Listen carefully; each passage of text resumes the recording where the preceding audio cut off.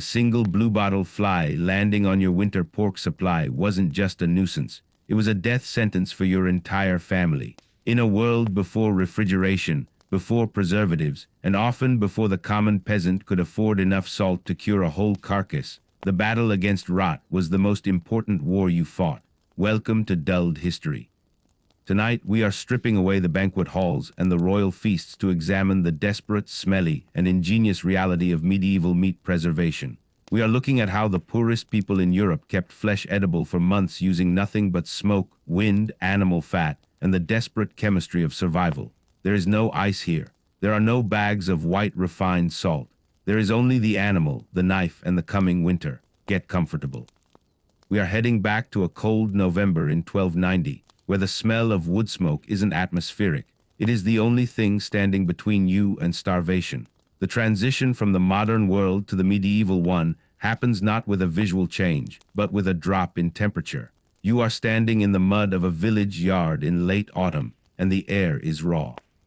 It is the season of the blood month, November, the time of year when the grass stops growing, and the livestock that cannot be fed through the winter must be culled. The ground beneath your thin leather soles is a mixture of half-frozen earth and decaying leaves, stiffening with the morning frost. The sky is a flat, unmoving gray, pressing down on the thatched roofs of the hamlet. You can see your breath pluming in front of you, a fleeting white cloud that vanishes instantly, much like the heat from your body if you stop moving. There is a frantic energy here, a sharp contrast to the slow, plodding rhythm of the summer harvest. The harvest is in the barn, the grain is threshed, but the protein, the pig that has been fattening on acorns and waste in the forest is dead. And from the moment the heart stopped beating, the clock started ticking. You are standing over the carcass of a pig, the most valuable possession your family owns. It is not a pink, hairless creature like the ones in modern cartoons. This is a razorback, dark-haired, lean, and scarred from a life spent rooting through the undergrowth. It smells of wet fur, copper blood, and the earthy musk of the forest floor. Around you, the other villagers are busy with their own tasks, but there is a communal focus on this slaughter. This isn't violence for violence's sake. It is the conversion of an animal into an object, a resource that must last until the first green shoots of spring. You have no deep cellar filled with ice blocks cut from a frozen lake. That is for the lord in the manor on the hill. You have no barrel of expensive sea salt imported from the coast. Salt is money, and you have precious little of it. You have to save this meat using the tools of the earth, fire, air, and the animal itself. The first step in this preservation process begins before the animal is even fully butchered. You are kneeling in the dirt, your knees soaking up the damp cold, holding a rough earthenware bowl to catch the blood. In the modern world, blood is waste. Here, blood is food that spoils the fastest, so it must be processed immediately. The metallic scent fills your nose, sharp and overwhelming, drowning out the smell of the wood fires burning nearby. You have to whip the blood as it flows, using a bundle of birch twigs, beating it rhythmically to break up the fibrin and prevent it from clotting into a solid, useless lump. Your arm burns with the effort, the cold air making your muscles stiff, but you cannot stop. If you stop, the blood coagulates, and you lose the black pudding, the blood sausage, the immediate source of strength for the days of heavy labor ahead. This is preservation in its most immediate form, cooking and consuming the most volatile parts before rot can set in. Once the bleeding is done, the preservation of the muscle meat begins. Without a mountain of salt to draw out moisture, your primary weapon is dehydration. Water is the enemy. Water is what allows the invisible spirits of decay, what we would call bacteria, to thrive. You have to remove the water, and you have to do it fast. The carcass is hoisted up on a rough wooden A-frame, the rope creaking under the weight. You work with a knife that is prized more than your house, its blade worn thin from years of sharpening on river stones. You aren't just cutting steaks, you are dismantling a biological machine. You slice the meat into thin, long strips. The thinner the meat, the faster it dries. You can't afford a thick, juicy chop. The center would rot before the outside dried. You are making the medieval equivalent of jerky, but without the spices and vacuum sealing. You take these strips of dark red meat, slick and cold to the touch, and you do not rub them with salt. Instead, you look to the sky and the wind. It is a dry, cold day perfect for wind drying. You hang the strips over wooden racks set up in the breezeway between the cottage and the barn, an area where the wind funnels through, stripping moisture from everything it touches. The air here is so cold it hurts your face, but that cold is a preservative. It slows the bacterial growth just enough to give the wind time to work.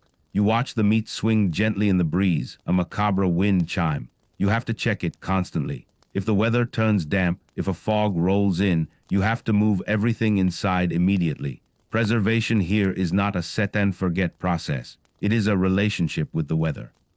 You are constantly monitoring the humidity, touching the meat to feel the formation of the pellicle, the dry, tacky skin that forms on the surface and acts as a barrier against insects. But the wind is fickle, and winter nights are long and damp.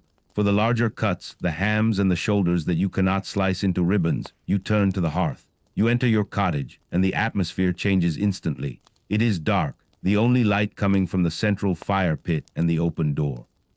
The air is thick, stinging your eyes, making you cough. There is no chimney in your peasant cottage, just a hole in the roof and the eaves where the smoke eventually escapes. This is not a design flaw, it is a preservation feature. The upper third of your home is a permanent smokehouse. You haul the heavy leg of pork up a ladder, coughing as you rise into the thickest part of the smoke cloud. The rafters are blackened with soot, coated in a shiny, tar-like substance from years of fires. You tie the ham to a beam using a braided rope of straw. The smoke here is dense, smelling of oak and beech. This isn't the pleasant smell of a barbecue. It is an industrial fog of formaldehyde and alcohols, the chemical byproducts of burning wood that kill bacteria and seal the surface of the meat. You are coating your food in a layer of antimicrobial armor. The smoke stings your eyes, blinding you, tears streaming down your soot-streaked face, but you tie the knot tight. This ham will hang here for months, slowly drying, slowly absorbing the smoke, turning as hard as mahogany. The choice of wood matters, and it is a choice dictated by your environment. You do not use pine or softwoods. The resin would make the meat taste like turpentine and coat it in a sooty, bitter layer that could make you sick. You have spent weeks gathering the right wood hardwoods, dry and seasoned. You feed the fire below not to create heat, but to create smoke. You smother the flames with damp sawdust or green wood chips, starving the fire of oxygen so it smolders. This is cold smoking. If the fire gets too hot, the meat will cook, and cooked meat rots faster than raw meat if not eaten immediately. You need the temperature to stay low, below 90 degrees Fahrenheit, so the meat remains raw but becomes inhospitable to life. You are creating a paradox, raw meat that does not spoil. Back on the ground floor, the air is clearer, but the work continues. You have the organs, the liver, the heart, the kidneys. These cannot be dried in the wind or hung in the rafters for months. They are too dense, too wet. For these, and for the scraps of meat shaved off the bones, you use the animal's own energy store, its fat. In the iron cauldron suspended over the fire, chunks of white, hard fat suet and lard are rendering down. The smell is heavy and rich, coating the back of your throat. It is the smell of caloric density. You are making a confit, though you would never use that French word. You call it potting. You take the cooked pieces of meat, gray and brown now, and pack them tightly into an earthenware crock. You press them down with your fist, squeezing out every pocket of air. Air is the enemy, just like water. Where there is air, there is mold. Once the jar is packed to the brim with meat, you take a ladle of the hot, liquid fat and pour it over the top. Fat hisses as it seeps into the cracks, filling every void, encapsulating the meat in a sterile, anaerobic environment. You watch as the fat rises to the rim, creating a golden seal. As it cools, it will turn white and hard, solid as wax. Underneath that plug of lard, the meat is suspended in time. It is safe from the air, safe from the flies, safe from the rot. You place a wooden lid on the crock and weigh it down with a stone, shoving it into the coolest corner of the room, away from the fire. The bones are next. Nothing is wasted. You cannot preserve bones, but you can preserve what is inside them. You crack the long bones with a heavy stone, the sound sharp like a gunshot in the quiet cottage. You scoop out the marrow, the soft, fatty substance inside. It is rich and spoils quickly. You add it to the rendering pot, melting it down to be used as a sealing agent or a cooking fat later in winter. The hollowed-out bones are then thrown into the stock pot, boiled for hours until the collagen dissolves into gelatin. This gelatin, when cooled, becomes a portable soup, a primitive bouillon cube that can be dried and carried or kept in a cool place for a week or two. It is a race against time, a constant triage of what must be eaten now, what can be kept for a week, and what must last until spring. Outside, the wind has picked up. It rattles the wooden shutters, a reminder of the winter that is closing in. You go back out to check the drying strips. They are cold to the touch. the surface beginning to feel like parchment paper. This is good, but you also notice the birds. Crows and magpies have gathered in the trees at the edge of the village, watching with intelligent, hungry eyes. They know what slaughter day means. You have to cover the drying racks with a net made of woven willow branches. It won't stop a determined rat, but it will keep the birds off. The rats are a different problem. For them, you have the cat, a semi-feral creature that lives in the barn. You haven't fed the cat in days. A hungry cat is a hunting cat. This is the ecosystem of preservation. The willow net, the hungry cat, the cold wind, all working together to protect your calorie store. As the afternoon wears on, the work shifts to the intestines. This is the most unpleasant, yet necessary part of the process. You are down at the stream, your hands submerged in the freezing water, scrubbing the long, slippery tubes of the pig's gut. The water is so cold your hands ache, turning clumsy and red, but you must clean them thoroughly. Inside out, scraped with a wooden knife, washed and washed again until they are translucent. These are your storage containers. You do not have plastic wrap or Tupperware. You have guts. Once cleaned, they are brought back to the cottage to be stuffed. You take the scraps of meat, the bits that were too small to dry, the fat trimmings, and you chop them. You chop them until your arm feels like it will fall off. There is no meat grinder. There is only you and the cleaver and a stump of wood. You mix this minced meat with dried herbs you gathered in the summer: sage, thyme, maybe some wild garlic. These aren't just for flavor. You know from the wisdom passed down by your grandmother that meat mixed with sage lasts longer. You don't know that sage has antimicrobial properties. You just know that sage meat doesn't go green as fast. You stuff this mixture into the casings, tying them off with linen thread. These sausages are then hung in the chimney smoke immediately. They are the wet cure. The smoke will dry the casing, creating a barrier, while the heat and smoke penetrate the meat. They won't last forever, maybe a month or two, but they will bridge the gap between the fresh meat and the hard-cured hams. There is a rhythm to this labor that borders on a trance. Your world shrinks to the immediate sensory inputs, the sleek feel of the liver, the resistance of the muscle under the knife, the stinging bite of the smoke, the numbing cold of the water. You are not thinking about the politics of the kingdom or the wars in the Holy Land. You are thinking about surface area. You are thinking about humidity. You are thinking about the seal on the lard pot. It is a hyper-focused state of existence where every action has a direct consequence on your survival. A sloppy cut means a pocket of air. A pocket of air means rot. Rot means hunger. You pause for a moment to warm your hands by the fire. The heat is intense on your palms while your back remains freezing. You look up at the rafters. The hams are already darkening, the smoke curling around them like a lover. They look heavy, substantial. They represent safety. In a life where a bad harvest can mean starvation, these hanging lumps of meat are your insurance policy. They are money in the bank. You check the knots again. If a ham falls into the fire, it is a tragedy. If a rat gets to it, it is a disaster. You take a long stick and knock down a spider web that is forming near the meat. You are the curator of this museum of protein. The sun begins to dip low in the sky, casting long, pale shadows across the village. The temperature plummets. The mud in the yard, which had softened slightly during the midday work, begins to harden into ruts again. You step outside to bring in the wind-dried strips for the night. You cannot leave them out in the damp darkness. You gather them up, their texture changing hour by hour. They are no longer slimy. They are tacky, cool, and firming up. You pile them into a basket and bring them inside, hanging them on the lower racks near the fire, but not too close. The shuffle of preservation continues outside during the dry day, inside during the damp night, always moving, always watching. You notice your neighbor doing the same. You exchange a nod, a silent acknowledgement of the shared burden. There is no competition here. If your neighbor's meat rots, he will come to you begging in February, and you will have to make the terrible choice between charity and your own children's survival. It is in everyone's best interest that the preservation works. You see smoke rising from every thatched roof in the village. The whole hamlet is a processing plant. The smell of wood smoke lies like a blanket over the valley, a scent that implies safety and preparation. Back inside, you turn your attention to the head of the...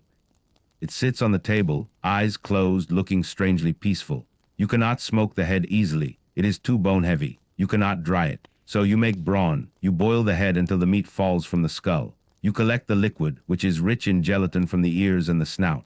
You chop the meat, mix it back with the reduced liquid, and pour it into a wooden mold. It will set into a solid block of meat jellyhead cheese. This relies on the exclusion of air and the sealing power of gelatin. It is a dish born of necessity, using the parts that cannot be saved any other way. You add vinegar to this mixed sour wine that has turned. The acid in the vinegar is another weapon in your arsenal. It creates an environment too acidic for the spoilage demons. You place the mold outside in the cold to set.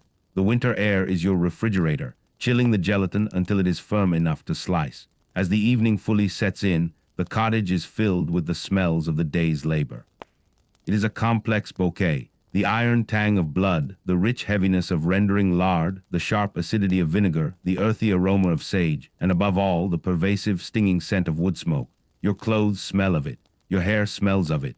Your skin is coated in a thin layer of soot and grease. You feel a deep, aching exhaustion in your bones, the kind that comes from wrestling with nature. But there is also a satisfaction. The pig is gone, but it is everywhere. It is in the pots, in the rafters, in the gut casings, in the gelatin molds. You have dismantled a life and reorganized it into a format that can cheat death. You sit on a three-legged stool near the fire, taking a moment to scrape the tallow and blood from under your fingernails with a small knife. This hygiene is not for vanity. You know that the muck of the slaughter can make you sick if you eat with it on your hands. You use a mixture of wood ash and water lye soap to scrub your hands. It is harsh, stripping the oils from your skin, leaving your hands dry and cracked, but it cuts through the grease. The stinging sensation is just another feeling to be endured. The fire pops, sending a spark drifting up toward the hanging sausages. You watch it fade before it hits the meat. You are tired, but your mind is already on tomorrow. The meat in the saltless cure needs to be turned. The wind-dried strips need to go back out at dawn. The confit pots need to be checked for cracks in the fat seal.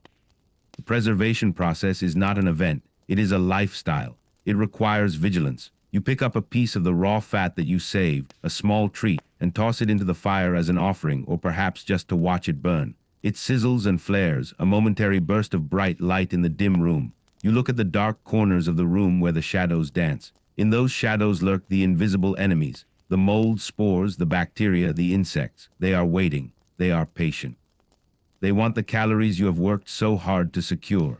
But tonight you are winning. Tonight the smoke is thick, the fat is hot, and the air is cold. You have built a fortress of chemistry and physics around your food. You have used the dry wind to suck out the water, the wood fire to coat the surface in poison, and the animal's own fat to seal it away from the air.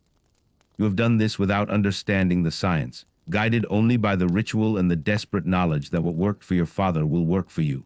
You realize that your survival this winter depends entirely on how well you performed your tasks today. Did you dry the meat enough? Did you boil the brawn long enough? Did you pack the pot tight enough? There is no way to know for sure until you open them in January. You are sending messages to your future self, care packages across time.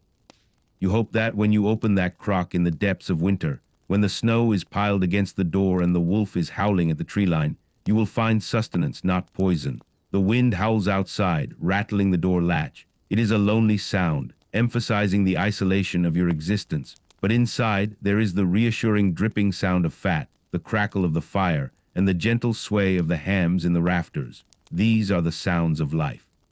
You take a drink of small beer, a low-alcohol brew that is safer than water, and wash the taste of smoke from your mouth. The liquid is cool and grainy, grounding you. You prepare for sleep, not by changing into pajamas, but by wrapping yourself in a heavy woolen blanket, still wearing your day clothes. The fire must be banked, covered with ash to keep the coals alive until morning without burning down the house. As you cover the embers, the light dies down to a dull red glow.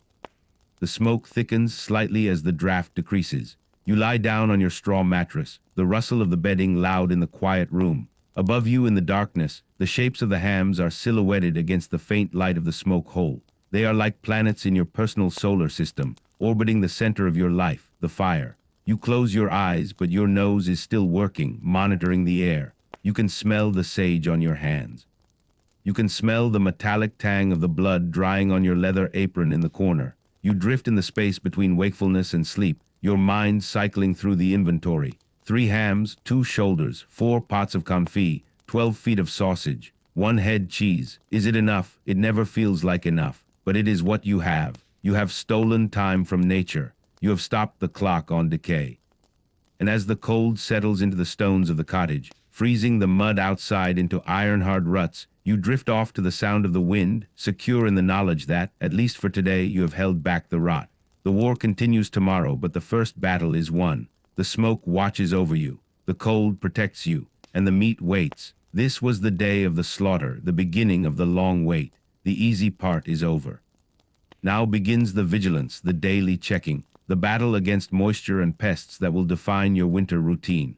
But that is a story for the darker days ahead. For now the fire is warm, the belly is full of fresh black pudding, and the winter stock hangs heavy above your head. Sleep well. The smoke is doing the work for you. The morning does not break. It seeps in through the cracks in the wattle and daub, gray and reluctant. You wake not to an alarm, but to the biting cold that has settled over the cottage during the night, a heavy, damp blanket that seems to penetrate the wool you are wrapped in. The fire has died down to a pile of sullen red embers buried under gray ash, and the air in the room is stagnant, thick with the smell of the cooling grease from yesterday's labor. It is the morning after the slaughter, and while your body aches with a deep, muscular fatigue from the wrestling and the chopping, there is no time for rest. The animal is dead, but it is not yet fully saved. The preservation process is a relay race against rot, and the baton has just been passed to the second day. You roll off the straw mattress, your feet hitting the packed earth floor which is freezing, sucking the heat straight out of your soles. You do not shiver, you just move. Shivering wastes energy. Your first task is the fire. It is the heart of the preservation engine. If the fire dies, the smoke stops. If the smoke stops, the hams hanging in the rafters are vulnerable. You kneel in the ash, blowing gently on the embers, feeding them a handful of dried moss and small twigs. The smoke curls up, stinging your eyes, a familiar morning greeting. As the flames catch, licking at the larger logs, the draft reestablishes itself, pulling the smoke up into the roof space where your winter food supply is suspended. You look up. The hams look different this morning, darker, slightly shrunken as the surface moisture begins to evaporate. They are beginning to form the pellicle, that crucial tacky skin that smoke loves to stick to. You take a long stick and gently tap one. It swings heavily. It does not smell sour. It smells of oak and meat. You are safe for now. Breakfast is not a leisurely affair of cereal and coffee. It is an act of waste management. In a world without refrigeration, you eat the parts that cannot be preserved first. Yesterday you drained the blood and saved the organs. Today you must eat the pluck, the lungs, the spleen, the parts that are too soft to salt, too wet to dry. Your wife is already at the cauldron, frying these organ meats in a generous dollop of the fresh lard rendered yesterday. The smell is intense, metallic, and rich, filling the small space. To a modern nose, it might be overwhelming at 6:00 a.m., but to you it smells like survival. This is the slaughter feast, a period of brief gluttony in a year of rationing. You eat quickly, wiping the grease from the wooden bowl with a piece of dark rye bread. The grease is energy. You will need it. Today's primary objective is the fat. You have the meat drying, but the fat is the preservative seal for everything else. You have piles of it, the soft, pure white leaf lard from around the kidneys and the harder, grainier back fat. If you leave it, it will go rancid. Oxygen will attack the lipids, turning them yellow and smelling of old paint. You have to render it all down. You set up the rendering station outside, under the eaves of the barn, because the smell of boiling fat tends to cling to fabric for weeks. You have a large iron tripod pot, and under it you build a steady, hot fire. This is not just cooking, it is chemistry. You chop the fat into small cubes, tossing them into the pot with a splash of water to prevent burning before the fat melts. As the heat builds, the water boils off, steam rising into the gray morning air, and then the fat begins to liquefy. You have to stir it constantly with a wooden paddle. The motion is hypnotic, round and round, scraping the bottom so nothing sticks. If the fat burns, it becomes brown and bitter, useful only for soap or greasing cartwheels. You want the white, pristine snow-white lard for cooking and sealing meat pots. As you stir, you watch the cracklings, the connective tissue holding the fat cells together begin to brown and float to the surface. They sizzle and pop, releasing their liquid cargo. This is a slow process. It takes hours. You are tethered to this pot. You cannot leave it. If it boils over, you lose your winter cooking oil and potentially burn down the barn. So you stand there, wrapped in your cloak, stirring, watching the steam, feeling the heat on your face while your back remains freezing.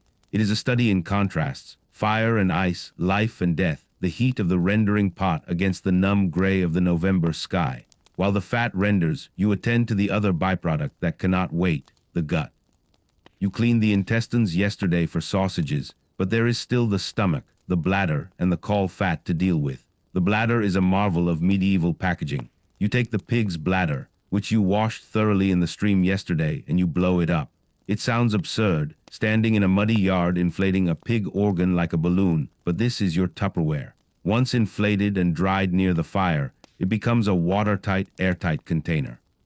You will fill it later with lard or perhaps use it to store dried peas. It is light, durable, and free. The stomach is destined for something else. You turn it inside out, scraping the lining with a dull knife. It is tough, muscular. It will become a vessel for the haggis-style pudding, chopped lungs, heart, oatmeal, and spices, boiled in the stomach bag. It is the ultimate self-contained meal. You hang the cleaned stomach on a hook to drain. Every part of the animal is providing the solution to its own preservation. The fat seals the meat, the intestine holds the sausage, the stomach holds the pudding, the bladder holds the lard. It is a closed loop of biology. By mid-morning, the first batch of lard is ready. You ladle the hot, clear liquid through a linen cloth stretched over a ceramic pot. The cloth catches the crispy cracklings, which you set aside as a snack, salty and crunchy, while the pure gold liquid fills the jar. It looks like honey now, but as it cools, it will turn opaque and white. This jar represents calories. In February, when the grain is running low and the vegetables are gone, a spoonful of this lard in a broth will provide the energy to keep your body warm. You treat it with the reverence due to liquid gold. You fill pot after pot, setting them in the coolest part of the barn to solidify. You are banking energy. The village around you is alive with similar industry.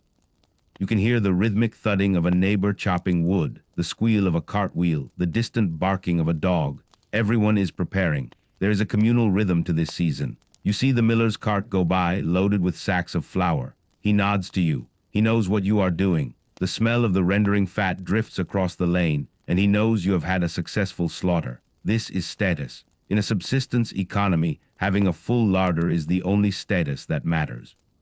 Your attention shifts to the trotters, the feet. They are stiff, covered in bristles and dirt. You cannot dry them. There is too much bone and gristle. Instead, you singe the hair off in the fire, the smell of burning keratin sharp and acrid. Then you scrape them clean until they are pale and smooth. These will be boiled, not for meat, but for glue and jelly. You drop them into a separate pot of water and let them simmer. The collagen in the tendons and skin will break down over the next 6 hours, turning the water into a thick, sticky liquid. When this cools, it sets into a hard jelly. This jelly is a preservative in itself. You can pour it over cooked meat to seal it from the air, a primitive version of aspic. Or you can boil it down further until it becomes wood glue, vital for repairing the tools that you rely on. The pig is even holding your furniture together.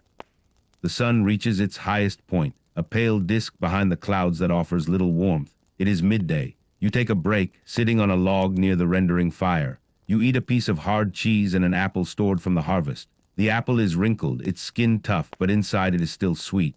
You check the wind. It is shifting, coming more from the north. This is good. A north wind is dry. It will help the hams in the rafters and the strips of meat you have hung out. If it were a south wind, bringing moisture from the sea, you would have to worry about mold. You are constantly reading the sky, acting as a meteorologist of meat. After the brief rest, you tackle the most physically demanding task of the day, the hide. You skinned the pig yesterday, and the heavy, wet pelt is lying in a heap. If you leave it, it will rot. If you save it, you have leather for shoes, belts, or a harness. But making leather is a vile, stinking business. You do not have the money for tannins from oak bark in large quantities, so you use what you have. Brains. The old saying goes that every animal has enough brains to tan its own hide. It is a grim biological coincidence. You take the pig's brain, which you set aside in a bowl, and mash it into a paste with warm water. It looks like gray porridge. It is rich in emulsified fats. You stretch the hide out on a wooden frame, lashing it tight with rope until it is a taut canvas of skin. Then you begin the scraping. You use a tool with a dull blade, pushing it across the skin to remove every scrap of fat and flesh that still clings to the dermis. It is back-breaking work. You have to lean your whole weight into it, the scraper making a wet, rasping sound. Scritch, slop, scritch, slop. You do this for an hour, your shoulders burning, sweat cooling clammy on your back. You cannot miss a spot. If you leave a piece of meat, it will rot and ruin the leather. Once scraped, you rub the brain paste into the skin. It feels slick and oily. The fats in the brain penetrate the collagen fibers of the skin, replacing the water and keeping the leather supple. It is a visceral, intimate connection with the animal. You are literally working its own biology back into it to make it useful. You work the paste in with your knuckles, kneading the skin, forcing it to accept the treatment. Your hands are covered in it. You smell of raw meat and wet fur. It is far from the romanticized image of the medieval craftsman. This is dirty, smelly, essential labor. While the hide soaks up the treatment, you return to the cottage to check the fire.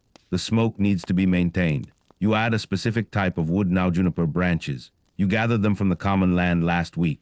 Juniper adds a specific flavor. Yes, but more importantly, the smoke from the evergreen needles is dense and oily. It coats the meat in a darker, stickier layer that flies hate. You are painting the meat with smoke. You watch the smoke swirl around the hanging shapes. They are turning a deep amber color. You spot a bluebottle fly circling near one of the hams, drawn by the scent of the drying blood. You clap your hands, crushing it midair. You wipe your hand on your tunic. One less enemy. The afternoon wears on and the light begins to fail early. The days are short in November. You need light to work, but candles are expensive. Beeswax is for the church and the Lord. You have tallow. Tallow is rendered beef or sheep fat, harder than pork lard, but you can use the harder pork fat if you mix it right. You have a pot of the second run fat, the stuff that wasn't quite white enough for cooking. You are making rushlights. You have a bundle of rushes gathered from the riverbank, peeled to expose the pith but leaving a strip of green skin to give it structure. You melt the fat in a long, shallow pan. You take a rush, dip it into the hot fat, lift it out, let it cool and harden, and then dip it again. It is a slow, rhythmic process. Dip, cool, dip, cool. Each layer adds a fraction of a millimeter of fuel. You are making the medieval equivalent of a flashlight battery. These rushlights burn fast and smell like frying grease, but they will give you 20 minutes of light each, enough to mend a tool, spin wool, or check the animals after dark.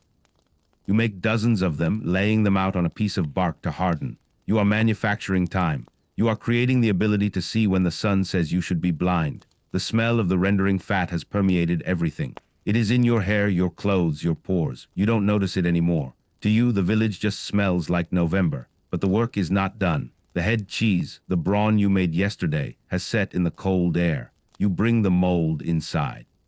You turn it out onto a wooden board. It is a solid block of jellied meat, gray and pink, speckled with herbs. It wobbles slightly. You slice a small corner off to test it. It is sour from the vinegar, rich from the pork, and savory from the sage. It holds its shape, success. This will be lunch for the next week, saving the cured meats for the deep winter. You wrap it in a clean linen cloth that has been soaked in vinegar to keep mold away. There is a knock at the door. It is your neighbor, Alaric.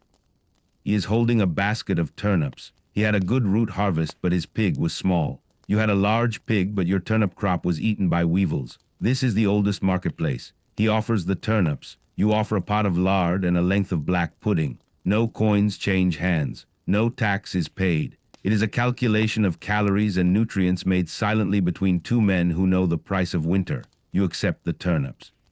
They will go into the pottage, the eternal stew that sits over the fire. The lard you give him will cook his food. The exchange strengthens the web of the village. You are not just preserving meat, you are preserving the community. As twilight settles, the temperature drops sharply. The puddles in the yard, churned up by your boots during the day, begin to freeze over, forming intricate patterns of ice. You have one last task outside, the salt box.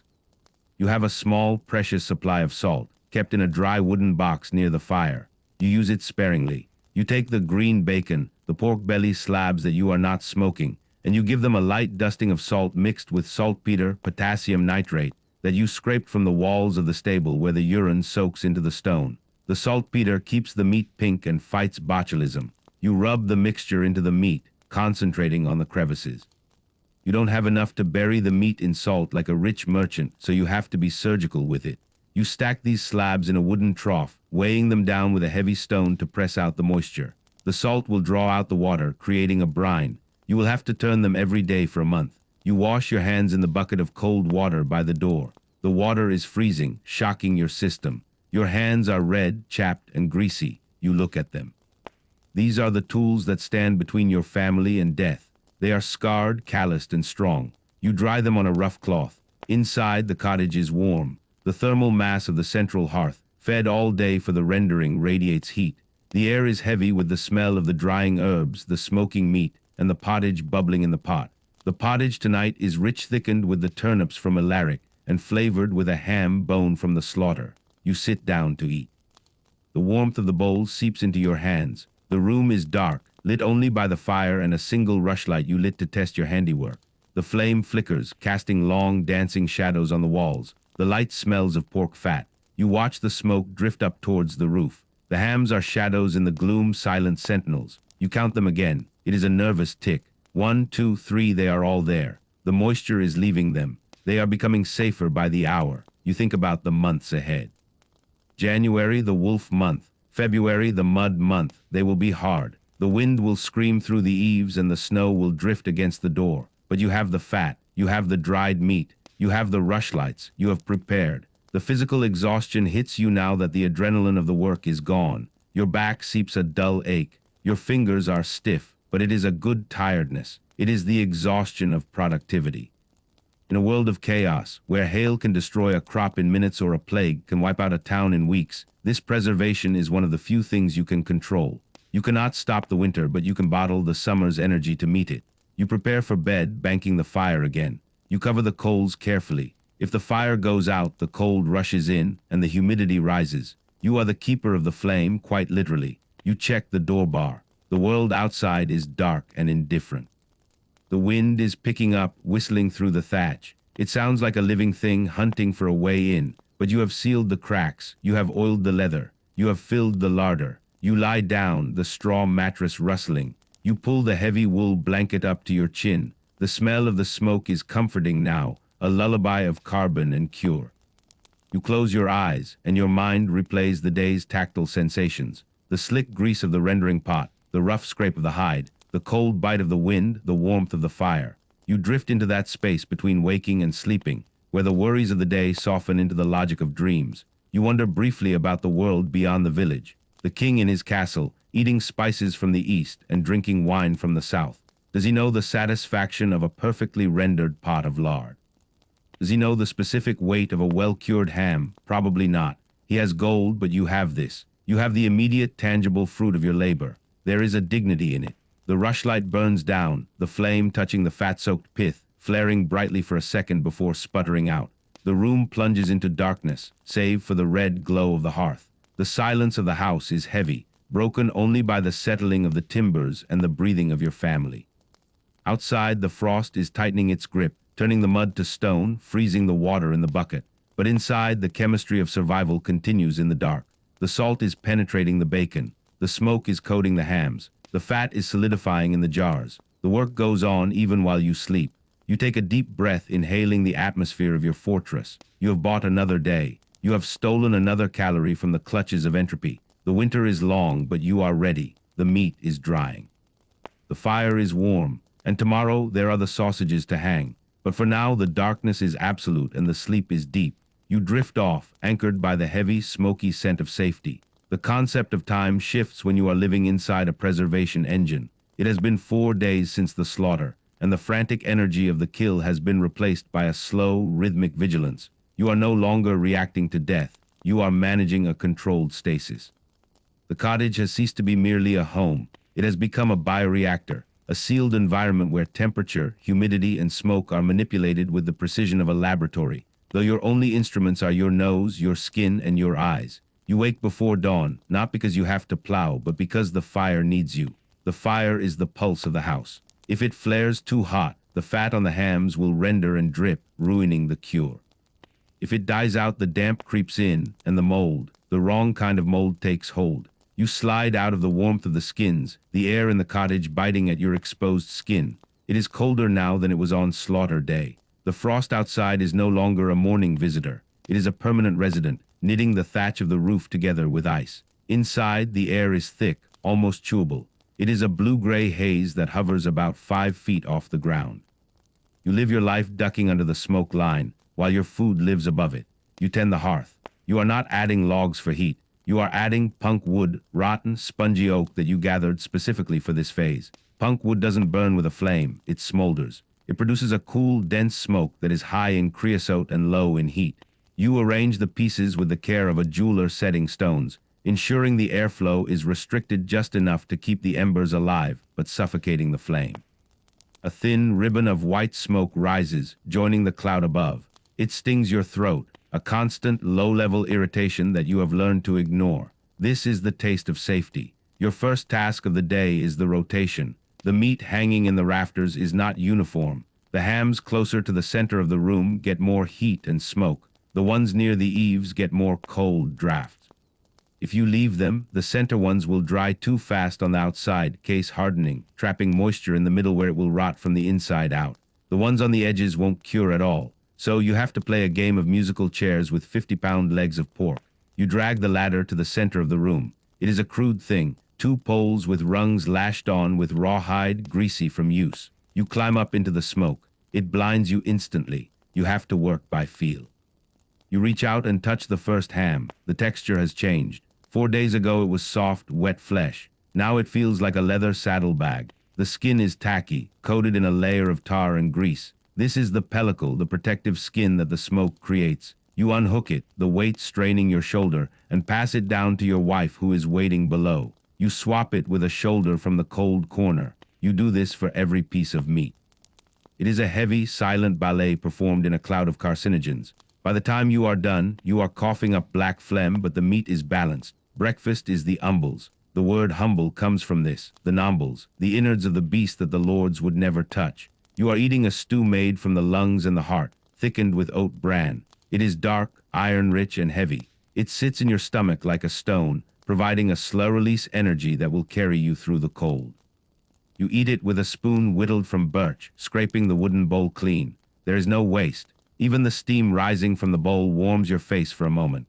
The major project for today is the portable soup. This is one of the most ingenious technologies of the medieval peasant, a way to store liquid nutrition in a solid form. Yesterday, you boiled the trotters, the ears, and the scraped bones for hours until the water turned into a thick, gluey sludge. Today, you must dehydrate it. You have the pot of cold jelly. It is set hard overnight, a trembling, translucent brown block that smells faintly of pork and wet dog. You turn it out onto a clean board. It holds its shape perfectly. You take a piece of linen thread and slice the jelly into thin slabs about half an inch thick. This is pure collagen, protein, and dissolved minerals, but it is still wet. If you leave it like this, it will mold in 3 days. You have to dry it until it is as hard as glass. You take these slabs of jelly and lay them out on a piece of muslin cloth stretched over a wicker frame. You cannot put them in the sun, it's too weak, and you cannot put them too close to the fire, or they will melt back into soup.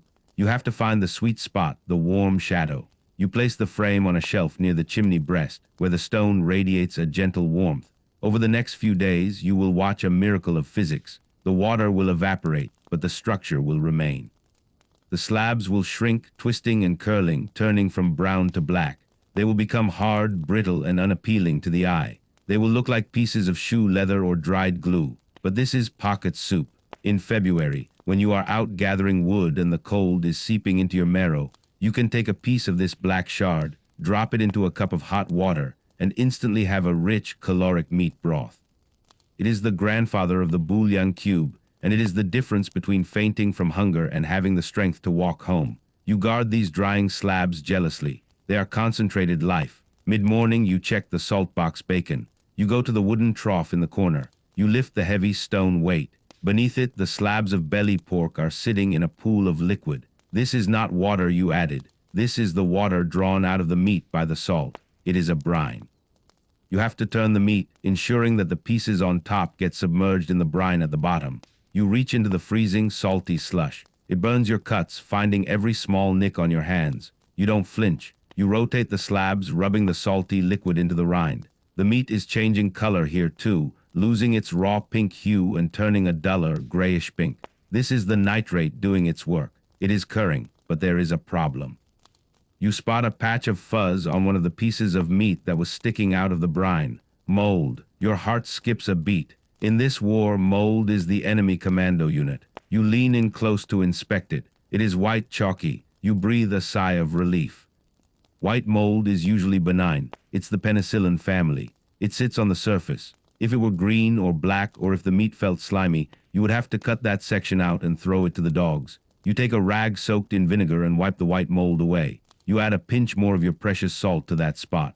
You are constantly triaging, constantly assessing the battlefield. You step outside to clear your lungs. The air is startlingly fresh after the smokehouse atmosphere of the cottage. The village is busy. The harvest is long over, but the work of winter preparation never ends. You see your neighbor Thomas repairing the wattle fence around his garden. He looks up and gestures to the sky. Snow coming, he says. You look up. The clouds are lower today, a uniform sheet of lead. The wind has dropped, and there is a stillness that precedes a storm. Snow is a double-edged sword. It insulates the house, keeping the heat in, but it also blocks the tracks, isolating you from the woods where you get your fuel.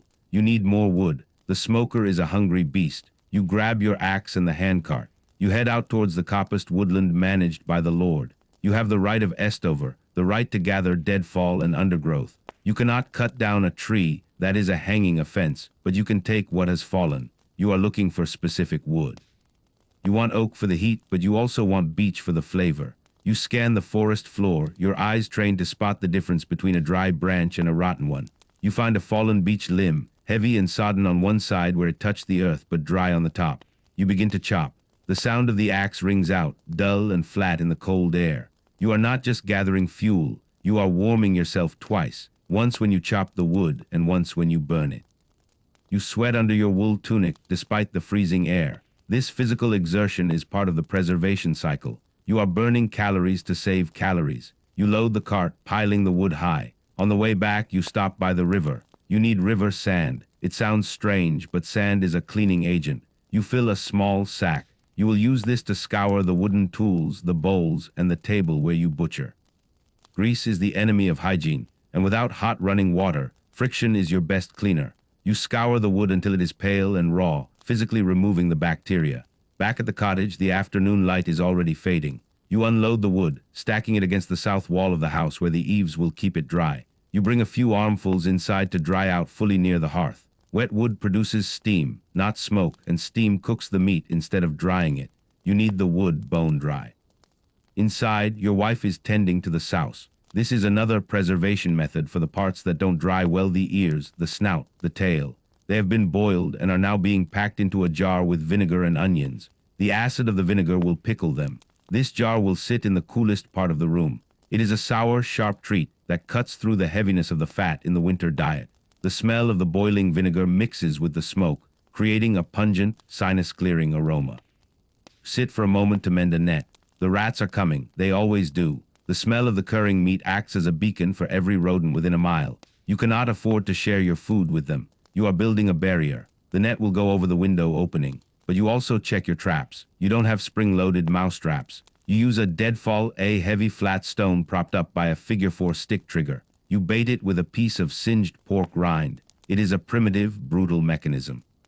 If a rat touches the bait, the stone falls, crushing it. You check the perimeter of the cottage, looking for new mouse holes in the wattle and daub. You plug a small gap with a mixture of clay and crushed glass. It is a cruel surprise for any gnawing teeth. The sun sets and the temperature plummets. The snow begins. It starts as small, hard grains, hissing as they hit the frozen ground. Then it thickens into large, silent flakes. You close the heavy wooden shutter. You are sealed in now. The world outside is white and hostile. The world inside is dark, smoky, and warm. Tonight you check the sausages again. These are the most fragile items. They are hanging nearest the fire. You squeeze one. It is firming up, the casing feeling like parchment. You bring it to your nose. It smells of sage and smoke. If it smelled sour or like ammonia, it would be rotting. It smells sweet. You are winning. The fermentation is happening. The lactic acid bacteria inside the sausage are eating the sugars and producing acid, which preserves the meat and gives it that tangy salami flavor. You are a microbiologist without a microscope, cultivating a garden of good bacteria to fight the bad. You sit by the fire, whittling a new toggle for the cloak. The work of the hands never stops. Your mind, however, drifts to the future. You calculate the weeks. The hams will be ready by Christmas, the bacon by mid-January. The sausages will be eaten first. You have enough probably, but enough is a relative term. You will be hungry. Everyone is hungry in the hunger gap, that terrible stretch in late spring when the winter stores are gone but the new crops haven't grown yet. But you won't starve. That is the distinction. Hunger is a pain. Starvation is a coffin. You have built a wall of pork against the coffin. Your neighbor's wife knocks on the door. She brings a small bowl of dried berries, hawthorn and rowan. They are tart, almost inedible on their own, but they are full of vitamin C, though you don't know what a vitamin is. You just know that they stop your teeth from falling out and your gums from bleeding in the late winter. She trades them for a small cup of the rendered lard. It is a fair trade. medicine for energy. The community survives by these microtransactions. The evening meal is simple bread and cheese with a scraping of the fresh dripping. The bread is coarse, made of rye and peas. It is dense, requiring serious chewing. As you chew, you look at the ham hanging directly above your head. It is turning a beautiful, deep bronze color. A droplet of fat sweats from it, hanging suspended for a moment before falling into the fire with a hiss. The fire flares briefly. That drop of fat was a loss, a wasted calorie. You instinctively move the ham a few inches further from the heat. You are constantly tuning the engine. The smoke is heavy tonight. Your eyes water and you rub them with the back of your hand. You have a permanent smoke cough, a deep, rattling clearing of the throat that every adult in the village shares. It is the price of preserved food. Your lungs are tanning just like the leather, but the alternative is fresh air and an empty belly. You choose the smoke. You decide to bank the fire early. The snow is piling up against the door, providing extra insulation. The cottage feels smaller, cozier. You pile the ash over the coals, dampening the light but keeping the heat core alive. The room plunges into near darkness. You can hear the wind howling around the eaves, a frustrated predator trying to get in. You lie on your mattress, listening to the sounds of the house. The wood creaks as it cools. The wind rattles the shutter. And then a small scratching sound in the corner. A mouse. It is inside. You tense up. You know exactly where the deadfall trap is. You listen. Scratch, scratch, silence. Then a dull thud. The stone has fallen. You smile in the dark. That is one less thief to worry about. You will clear the trap in the morning. As you drift off, your mind runs through the inventory of the larder. The portable soup is drying. The bacon is salting. The hams are smoking. The sauce is pickling. The sausages are fermenting. You are the conductor of a silent orchestra of preservation. You have done everything you can. The rest is up to the chemistry of nature. The cold creeps up through the straw mattress, but the heavy wool blanket traps your body heat. You tuck your nose under the blanket to filter the smoke. You dream of the spring, of green grass and fresh meat, of a time when you don't have to fight for every meal. But for now, the smoke is your atmosphere, the cold is your preservative, and the dark is your blanket. The third day of the cure ends not with a fanfare, but with the quiet satisfaction of the trap springing shut. You are secure. The snow can fall, the wind can howl, the wolves can prowl the tree line. You have meat, and in this frozen world, meat is life. You sleep deep and dreamless, while above you, the smoke continues its slow, preservative dance, wrapping your future in a coat of invisible armor. There is a sense of heaviness to the sleep of the peasant winter. It is a hibernation of sorts. You conserve energy even in your dreams. And as the night deepens, the cottage breathes with you, a living organism designed for one purpose, to carry you through to the light. The wait continues. Time dissolves in the smoke. It has been 3 weeks since the slaughter, though you have ceased to count the days by the calendar of the church. Instead, you mark time by the texture of the flesh hanging above your head and the level of the brine in the trough. The frantic, bloody energy of the kill is a distant memory, replaced by a monotony so heavy it feels physical. You have entered the long, gray tunnel of the cure. The cottage is no longer a hive of activity. It is a waiting room. The novelty of the fresh black pudding and the rich liver has vanished, consumed in the first few days of feasting. Now you are left with the reality of preservation, the slow, silent transformation of biology into geology. You are turning meat into stone so that you might live. You wake to a silence that is absolute. Snow has piled up against the walls outside, insulating the wattle and daub, muffling the sounds of the village. The world has shrunk to the 4 walls of your main room and the few yards of frozen mud between your door and the barn. Inside, the air is cold, but it is a dry, smoky cold. The fire has burned low, the punk wood finally reduced to a pile of gray ash that still radiates a faint, pulsing heat. You sit up, and your breath clouds in front of you, mixing with the lingering haze of the night's smoke. Your throat feels coated, lined with the same tar that preserves the hams. You cough, a deep, rattling sound that shakes your ribs. It is the winter bark, the cough that everyone has, the sound of lungs adapting to an atmosphere designed to kill bacteria. Your first movement is towards the salt trough. This has become your morning devotion. In the corner, the wooden box holds the slabs of belly pork, the future bacon. You lift the heavy stone weight, grunting with the effort. The smell that wafts up is not pleasant. It is the smell of cold, salty pork and nitrates, a medicinal metallic tang that catches in the back of your throat. The meat is submerged in a liquid that has been drawn from its own cells, a pinkish-gray brine that is slushy with ice crystals. You have to put your hands in it. You hesitate for a second. Your hands are covered in small cut splinters from firewood, nicks from the knife, cracks from the dry cold. You know exactly what is about to happen. You plunge your hands into the freezing brine. The pain is instantaneous and blinding, a chemical burn that shoots up your wrists. You grit your teeth, making a hissing sound through your clenched jaw. You cannot stop. You have to turn the slabs. The piece that was on the bottom, soaking in the strongest concentration of salt and saltpeter, must come to the top. The piece on the top must go to the bottom. If you don't rotate them, the cure will be uneven. One part will be too salty to eat. The other will rot from the inside. You work quickly, your fingers turning numb and clumsy in the freezing slush. The meat feels different now. It is no longer the soft, yielding flesh of the pig. It is firm, dense, almost rubbery. The salt is doing its work, tightening the protein structure, expelling the water. You rub the slimy brine into the rind, searching for soft spots with your numb thumbs. A soft spot means a pocket of air or a failure of the cure. You find none today. The meat is hardening. You restack the slabs, replace the wooden lid, and heave the stone back on top. You withdraw your hands, red and throbbing, and wipe them on a rough cloth. The pain slowly recedes to a dull throb. This is the price of bacon. Breakfast is a somber affair. The fresh meat is long gone. The pluck, the heart, and lungs is finished. Now you are eating the transition foods, the things that were preserved for the medium term. Today it is the souse, the pickled ears and snout. Your wife fishes a piece of a pig's ear out of the vinegar jar. It is gray and rubbery. She slices it thin. You eat it with a chunk of dark rye bread that is so hard you have to soak it in water to chew it. The vinegar makes your eyes water, shocking your system awake. It is sour, sharp, and chewy. It is not delicious, but it is protein. You chew methodically, staring at the fire. The joy of eating has been replaced by the necessity of fueling. Morning light finally pushes through the cracks in the shutter, revealing the state of your home. The soot is everywhere. It hangs in stalactites from the rafters, fuzzy black webs that sway in the draft. It coats the walls, the table, your clothes. You are living inside a chimney. You wipe a spot on the table with your thumb, leaving a clean streak in the grime. You don't bother to clean the rest. There is no point. Until the hams are down, the smoke must continue. You attend to the hams next.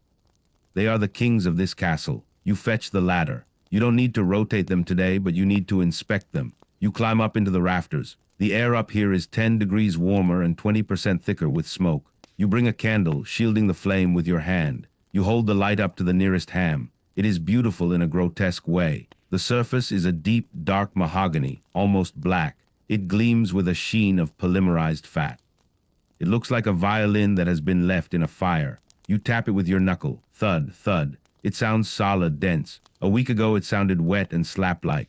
Now it sounds like wood. This is the sound of safety. The water is leaving. You sniff it close, inhaling the aroma of beechwood and caramelized meat. It smells sweet, smoky, and rich. There is no hint of the sickly sweet smell of rot the seal is holding. But then you see it, a small gray patch near the bone. Mold. Panic flares in your chest, hot and sudden. You bring the candle closer. Is it the white dust of penicillin mold or the fuzzy gray of the bad rot? You scrape it with your fingernail. It comes off dry and powdery. Underneath, the meat is hard. You breathe out. It is surface mold, a byproduct of the humidity in the house. It is harmless, but it must be watched. If it turns green or black, you will have to cut deep. You take a rag soaked in the brine from the bacon trough and wipe the ham down, the salt water killing the spores. You are a curator, constantly fighting the microscopic invasion. You descend the ladder, your eyes stinging. The isolation of the winter is setting in. The heavy snow has blocked the track to the main road. The village is an island. You haven't seen anyone outside your immediate family for 3 days. The world feels empty, silent. You go to the door and open it, just to verify that the outside world still exists. The cold hits you like a physical blow. The snow is blindingly white, a sharp contrast to the dark, soot-stained interior of your life. The sky is a flat, featureless white. There is no horizon, just a blur where the snow meets the clouds. You see a single crow sitting on the fence post, fluffed up against the cold. It watches you with a black, intelligent eye. It is waiting for you to fail. You close the door and bar it. The middle of the day is occupied with the maintenance of the environment. You are not just preserving meat, you are preserving heat. You check the walls. The daub, the mud and straw mixture between the timber frame is cracking in the cold. You can feel a draft, a needle-thin stream of freezing air piercing the room. You mix a small bowl of clay and water, working it into a paste. You press it into the cracks with your thumb, sealing the breach. The cold is a liquid. It will find any hole and pour in.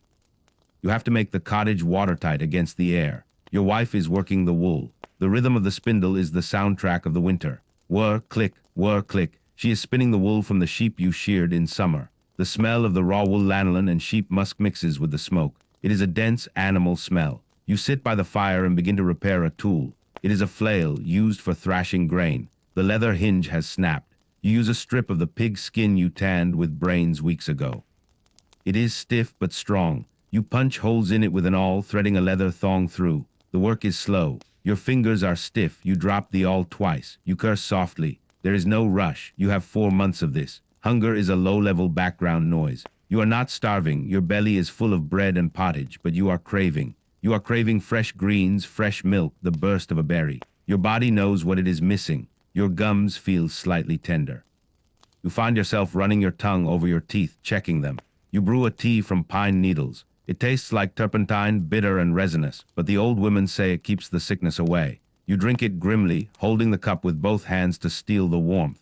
In the afternoon, the wind shifts. You hear it first in the chimney, a change in the note of the draft. It swings to the east, the beast from the east. This means deeper cold. It means the temperature will drop well below freezing tonight.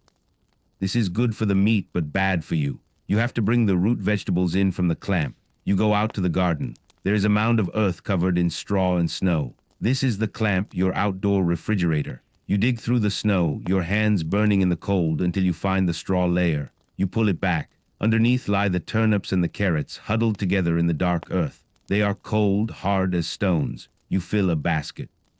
These roots are the only vegetables you will see until April. You cover the hole quickly, packing the snow back down. If the frost gets to them, they will turn to mush. You are stealing from the earth. Back inside, the turnips are peeled and chopped into the pottage pot. The pottage is the eternal stew. It has been boiling for weeks, topped up every day. It contains the ghost of every meal you have eaten this month. A ham bone, a few peas, a handful of barley, the turnips. It is a brown, thick sludge. It tastes of smoke and earth. You stir it with a long wooden ladle. The steam rises, smelling of comfort and monotony. As dusk falls, the psychological weight of the preservation settles in. You find yourself staring at the hams. They are money, they are life, but they are also a source of anxiety. What if the salt didn't penetrate deep enough? What if the bone is rotting in the center? This is the fear of bone taint, a deep rot that starts in the marrow and works its way out. You won't know until you cut into it in 3 months. If you cut it now to check, you ruin the seal and it spoils. You have to trust the process. It is a test of faith. You have invested your entire fortune in hanging lumps of meat, and you cannot verify the return on investment. You decide to check the confits, the potted meats sealed in lard. You go to the cool corner where the earthenware crocks are stacked. You lift the wooden lid of one. The layer of white fat is smooth, unbroken. It looks like a frozen pond. You press it gently with your thumb. It is solid. There are no cracks, no liquid seeping up. This is good. The meat below is suspended in a sterile stasis. You resist the urge to crack the seal and take a piece. That meat is for the plowing season, for the hard days of spring. To eat it now would be to steal from your future labor. You replace the lid. The evening brings a new challenge, moisture. The cottage is full of people breathing, the pottage boiling, the damp wood drying. The humidity is rising. You can see condensation glistening on the cold stone of the lintel. Damp is the enemy of the cure. You have to ventilate, but if you open the door, you freeze. It is a delicate balance. You open the shutter a crack, letting a slice of freezing air cut through the room. It mixes with the warm, moist air, creating a swirl of fog in the room. You watch the moisture be sucked out into the dry winter night. You shiver, wrapping your cloak tighter. You leave it open for 10 minutes, watching the candle flame dance wildly before slamming it shut. You have purged the air. You sit down to the evening meal. The pottage is hot. The turnips are sweet, having concentrated their sugars in the cold ground. You eat in silence. Conversation feels unnecessary. You know what your wife is thinking. She knows what you are thinking. You are both calculating stocks. How much flour is left? How many logs in the woodpile? Is the pig fat lasting? You are accountants of survival. After the meal, you perform a task that is purely for morale. You take a small piece of the hard, yellow soap you made last year and a bowl of warm water. You wash your face, not just a splash, but a scrub. You scrub the soot from your forehead, the grease from your nose, the smoke from your ears. The water turns black instantly. You feel the skin emerge from under the mask of grime. It feels raw, exposed, but clean. You look at your hands. The salt has left them red and chapped, the skin flaking, but the nails are clean, scoured by the brine. You are clean, but you still smell of smoke. You will always smell of smoke. It is in your pores. You check the mouse traps. The deadfall you set yesterday is sprung. You lift the stone. There is a mouse crushed flat. It is a small victory. You pick it up by the tail. You do not throw it away. You skin it. It takes seconds. You give the tiny carcass to the cat. The cat is thin, prowling the shadows of the barn. It takes the offering with a growl, vanishing into the dark. The cat is part of the defense system. You have to keep the weapon fueled. The night deepens. The wind is howling now, a high-pitched scream as it tears around the corners of the cottage. The beast from the east has arrived. You can hear the thatch rustling, the heavy timbers of the roof groaning under the wind load. You look up at the hams. They are swaying slightly in the draft. They look like pendulums marking the passage of the storm. You realize that the hardest part of the preservation is not the slaughter or the butchery. It is this, the waiting, the not knowing, the daily grind of maintenance. It is the discipline to wake up every morning in the freezing dark and rub salt into cold meat when your hands are bleeding. It is the discipline to keep the fire smoldering when you want it to roar. It is the discipline to eat turnips when you want ham. You add the final log to the fire for the night. It is a piece of oak, dense and knotted. It will burn slow and hot, keeping the frost at bay. You cover it with the ash, banking it down. The light in the room dies, leaving only the red glow of the hearth. The shadows stretch out, long and distorted. The hams look like sleeping bats. You lie down on the mattress. The straw has compressed over the weeks, becoming hard and lumpy. You don't notice. Your body is tired, a deep, bone-weary fatigue that comes from the cold. You pull the wool blanket up.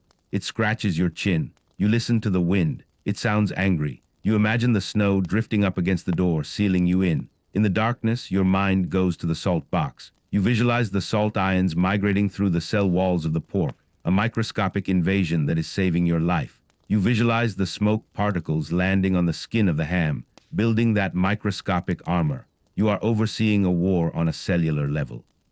You wonder if you should have used more salt. You wonder if the smoke is thick enough. Doubts creep in with the cold, but there is nothing more you can do tonight. You have done the work. You have followed the ritual. You have to trust the wisdom of the ancestors who figured this out. You are part of a chain of survival that stretches back thousands of years. They survived the winter. You will too. You drift towards sleep. The smell of the room a complex layer of soot, vinegar, old meat, and humanity. It is the smell of a life that is contained, preserved, and waiting. The storm rages outside, but inside the chemistry continues. The bacon is drinking the salt. The hams are drinking the smoke. The winter is long, but the cure is working. As your breathing slows, matching the rhythm of the wind, you realize that you are also being preserved. The routine, the smoke, the cold is hardening you, toughening your skin, stripping away the softness of summer. You are becoming like the ham, tougher, drier, able to last. You are in the cure, and you will last until spring. The wind slams against the shutter one last time, a demand for entry that goes unanswered. You turn over, pulling the warmth of the blanket around your shoulders. Let it snow. You have the salt. You have the fire. You have the patience of the stone. The waiting continues. The long wait continues. January has yielded to February, the month known in the old tongue as the mud month or the hungry month. The snow is no longer light and fresh. It has become heavy, compacted ice mixed with soot and frozen mud around the cottage. The air is still biting, but there is a different quality to the cold now. It is a bone-deep dampness that seeps in from the frozen ground and refuses to leave. You have survived the worst of the cold, but now you face the worst of the hunger. This is the ultimate test of your preservation methods. You are no longer preparing for the future. You are living off of it. You wake to the sound of the wind rattling the wooden latch on the door, a low, persistent groan that sounds like an animal outside. Your body is slow to move. The winter diet has taken its toll. You are operating on minimal fuel, and every movement is calculated to conserve energy. You do not sprint, you do not jump, you do not waste motion. You live at a walking pace. You push yourself off the lumpy straw mattress. Your joints crack with the cold. The fire is the same dull red glow it has been for weeks. You feed it with the same slow, deliberate movements, adding a few pieces of dry oak to keep the core alive, and then covering it with the same cool punk wood to maintain the smoke. The atmosphere in the cottage is a chemical constant, 40 degrees Fahrenheit near the floor, 70 degrees near the rafters, and a thick blue-gray haze everywhere. The smell is a tapestry woven from wood smoke, old grease, and the subtle, earthy aroma of the curing meat. Your first morning task is no longer the bacon, which is now fully cured and stored, but the inventory. You go to the corner where the grain is stored in a rough wooden bin. You scoop up a handful of rye and pea flour mix. It feels light in your palm. You let it run through your fingers. You have enough to last, but barely. The rations have been cut. Everyone is hungry. This is the difference between late winter and early winter. The food is still there, but the certainty of the food is gone. You look up at the rafters. The hams are now truly magnificent. They are black, crusted, and hard as granite. They have been kissed by the smoke for over 100 days. You don't need the ladder to check them anymore. You know their state just by looking. They are safe. They are your victory. You resist the urge to cut into them. They are for the planting season, the spring labor when you will need a sudden, huge burst of energy. To eat them now is to steal the strength from the arm that will plant next year's harvest. They hang there, a silent promise. Breakfast is a thin pottage, bulked out with the last of the frozen turnips, which are starting to taste slightly sweet from the conversion of starch to sugar in the cold. You are eating the dregs of the harvest. You chew slowly. The meal is not satisfying, but it is warm, and the warmth is the primary luxury. The main preservation task of this period is not curing, but conservation, protecting the existing stores from the ravages of the deep winter. You notice a damp spot on the thatch near the door.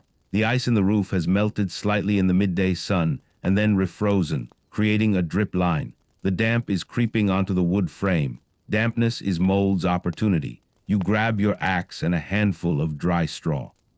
You climb onto the roof, the snow crunching under your feet, the cold air immediately numbing your face. You are moving on a sheet of black ice and frozen soot. It is treacherous. One slip and you break your leg. A broken leg in February is often a death sentence. You move with extreme care, your feet shuffling, testing every step. You find the damp patch. You use the butt of your axe to knock away the frozen layer, scraping it back down to the dry thatch. Then you take the dry straw and stuff it deep into the weak spot, creating a temporary dam. You work quickly, the wind tearing at your cloak. You are fighting the water, the ultimate enemy. You climb down, heart pounding not from effort, but from the proximity to disaster. You look at your hands. The raw skin from the salt cure has finally healed, replaced by thick, cracked calluses. Your hands are no longer tools. They are leather paddles. They are numb, but they are strong. The work shifts to the small things. You check the portable soup blocks. You find the wicker frame hanging near the chimney breast. The slabs of jelly have fully shrunk. They are black, brittle, and weigh almost nothing. They are pure essence. You break a corner off one. It snaps with the sound of dry wood. You chew it. It tastes intensely savory, like concentrated meat. It is a miracle of dehydration. You store them in a small linen bag, tucking them inside your tunic. They are for emergency travel, for the day you have to fetch the midwife or travel to the Lord's manor to pay the winter rent. This is the season of social strain. Everyone is hungry, and the hunger breeds suspicion. You are isolated, but you are also watched. The wealth of your pig is known. The smoke coming from your chimney is a marker of your security. You see a neighbor walking past, ostensibly checking his fence, but his eyes flick up to your roof. He is counting the shadows of your hams. This is not malice. It is primal calculation. If his food runs out, he will have to come to you. You do not wish him ill, but you bar your door with a heavy wooden plank tonight, not against wolves, but against the desperation of men. Midday is spent in the barn, which is slightly warmer than the outside air due to the heat generated by the livestock, the two scrawny sheep and the cow. You are mending the leather of your boots. The sole has come loose from the cold and the constant moisture.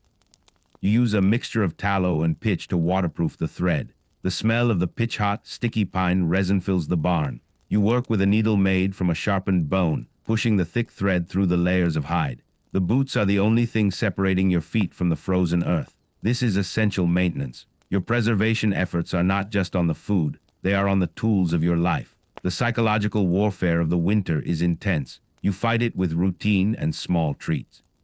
You take a piece of the bacon, now fully cured and stored in a cool, dry section of the barn. It is gray-pink, veined with white fat. You slice a sliver, thin as parchment. You fry it in the residual heat of the banked fire. The smell of the rendered bacon fat is intoxicating. It is the first real decadent smell you have encountered in weeks. The saltiness and the fat hit your tongue like a shock. You eat it slowly, savoring the intense, preserved flavor. It is a psychological calorie, a reminder of the feast and a promise of the spring. This single sliver has to last the whole family. You save the rendered fat, the drippings. It is a clear, amber liquid. You use it to fry a single onion, one of the few that made it through the storage. The onion, cooked in pork fat, is the flavor of civilization. You mix the fried onion and the dripping into the pottage. The entire pot of gray gruel is instantly transformed. It is a momentary, fleeting luxury that prevents despair. As the afternoon darkens, you turn your attention to the water supply. The well is frozen solid. You are down to the water stored in the small barrel near the hearth, kept from freezing by the minimal heat. But the barrel is running low. You have to melt snow. You pack the largest pot you have with snow, placing it carefully on the edge of the fire. The snow hisses as it melts, the volume collapsing dramatically. You know the ratio. A pot full of snow melts down to a few inches of water. It is a hugely inefficient process, burning valuable wood to create a meager supply of water. You have to melt constantly, all day, just to keep up with the need for drinking and cooking. The melted snow water tastes flat, slightly smoky, and carries the faint tang of the soot it collected from the air before it landed. The evening meal is the pottage, enhanced by the one fried onion. You eat in the dim light of the banked fire. You are tired, cold, and hungry, but you are alive. Your youngest daughter points to the ham above the fire. She is silent, but you know what she means. When can we eat it? You look up at the black, imposing shape.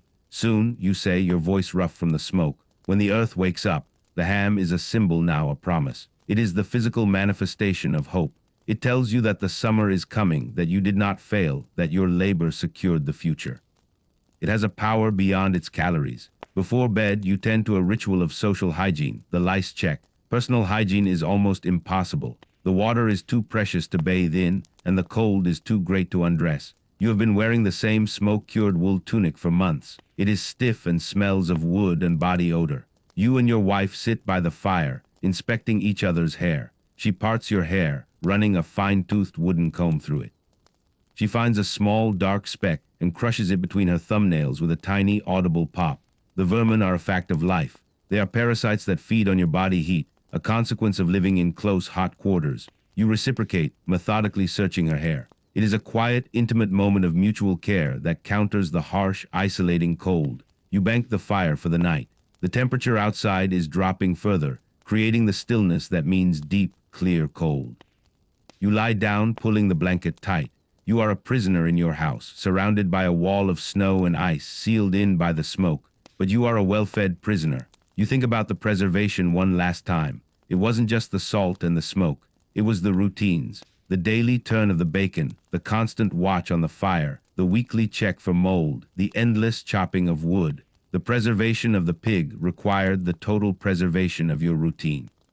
You had to stay alive and healthy, you had to keep your tools sharp, and you had to maintain your vigilance. If you failed in any of these small daily acts, the whole structure of your winter would collapse. You feel a profound, calm satisfaction. You have wrestled with winter, and you are winning by an inch. You have conserved the life force of the pig and the summer's energy of the forest. The snow can rage. The wind can scream. The hunger can gnaw. You have done the work. As you drift off, you hear the distant, lonely howl of a wolf. It is a sound of pure hunger and cold. It is a reminder of what waits outside the thick, smoky walls. You listen to the sound fade, and then you turn your attention to the sounds of the house. The gentle crackle of the embers, the slow drip of melting snow into a pot, and the steady, quiet breathing of your family. You are the keeper of the warmth, the manager of the salt, the master of the smoke. And as the cold settles around the cottage, turning the very air into crystal, you sleep the heavy, dreamless sleep of the truly exhausted, waiting for the one thing you cannot preserve, but which always returns, the light. The preservation continues in the dark. March arrives not with a rush of warmth, but with a false promise. The snow begins to melt, not in a gentle thaw, but in heavy, dripping layers, turning the world outside into a sea of viscous, ankle-deep mud. The ground is saturated, the mud clinging to your boots, making every step a labor. This is the mud month realized, and it brings with it a new, insidious enemy to the preservation effort, pervasive, inescapable damp. You wake to the sound of water, a constant, rhythmic drip, drip, drip from the eaves onto a bucket you've placed near the door. It is louder than the wind or the fire, a constant reminder of the moisture that is now seeping into everything. The air in the cottage, once dry and smoky, is now heavy and clinging. The smoke from the fire struggles to rise, condensing into a fine film on the cooler surfaces. You can smell the earth now, a rich microbial scent of decay and life beginning to stir. Your first concern is the integrity of the cure. Damp means mold, not the benign white dust, but the creeping green and black molds that break down the protein and turn the surface of your preserved food into poison. You immediately grab the ladder and climb into the rafters. The air up here is thick, the smoke no longer acrid and preserving, but damp and clinging. You shine your tallow lamp on the hams. They look sound, their black tarry rind intact, but you feel the ropes. The hemp ropes holding the meat have absorbed the moisture and have softened. More critically, the wooden beams they are tied to are sweating. Water is condensing on the cold wood and threatening to drip onto the meat. You cannot have water on the cure. You quickly grab a piece of the coarse linen cloth you use for cleaning, wrap it around the beam just above the hams, and tie it tight. The cloth will act as a wick, catching the condensation before it reaches the food. You do this for every potential drip point. The preservation is no longer a battle against cold. It is a battle against moisture. You descend, wiping the damp soot from your face. The tension has shifted from hunger to fear of spoilage. If the food lasts until April, you live. If it rots now, you die. The next 2 weeks are the most precarious of the entire winter. Breakfast is the last of the head cheese. It has been wrapped in a vinegar-soaked cloth for months, and the vinegar has done its work. It is sour, dense, and now, finally, starting to show signs of its age. The edges are a little too soft. You cut the last slice, dividing it carefully into thin strips for the family. It is a moment of finality. The medium-term stores are gone.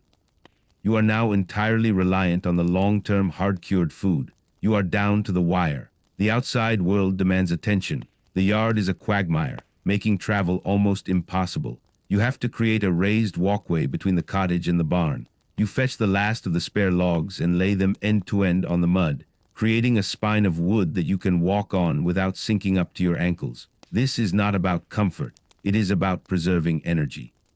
Every footfall in thick mud is a wasted calorie. You go to the barn to check the salt box bacon, now fully cured. It is stacked in a cool, dry corner wrapped tightly in salted canvas. You unwrap a corner. The meat is stiff and hard, the texture of a shoe sole. It is safe, but you notice something else. The hard, white layer of fat on the surface is weeping slightly. The fat is turning sweaty, a sign of the rising humidity. You can't leave it like this.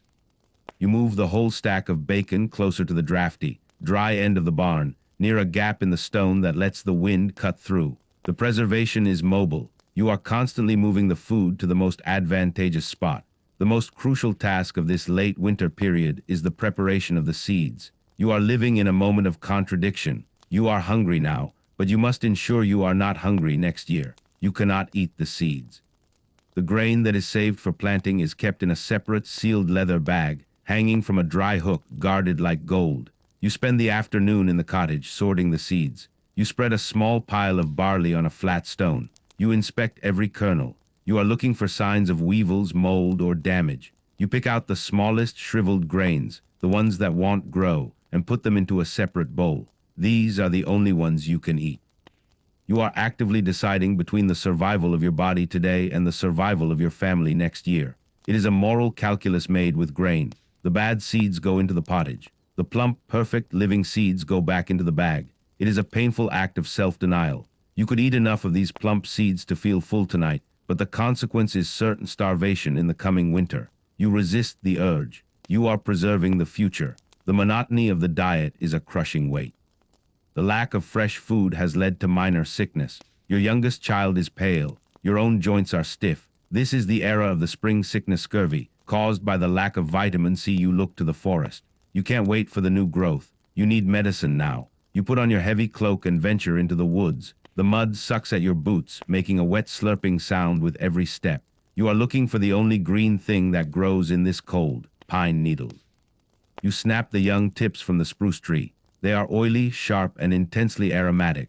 You also look for the wild sorrel that sometimes survives under the snow. Sorrel is sour, bitter, but full of the life-giving essence you need. You dig for it with a stick, your fingers freezing in the damp earth. You find a few small, pale green leaves caked in mud. You wipe them on your tunic and put them carefully in your pouch. These are a fortune. Back inside, you make a thick, potent tea from the pine needles. It is bitter, tasting strongly of turpentine, but you force your children to drink it. It is not pleasant, but it is necessary. The sorrel leaves are shredded and mixed raw into the pottage. It is a tiny, bright burst of acid that cuts through the heavy smoke and grease. It is the taste of a turning point.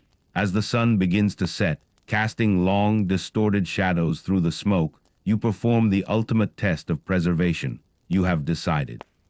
Tomorrow you must travel to the Lord's estate to pay the winter dues, a sack of grain and a coin tax. You will need sustenance for the journey. You must violate the sanctity of the deepest stores. You climb the ladder to the rafters. You stand next to the most beautiful, blackest ham, the largest one. You take your sharpest knife, the one you used for the original butchery. You hesitate for a moment. This is a gamble. You are gambling your life on the hope that the cure worked perfectly.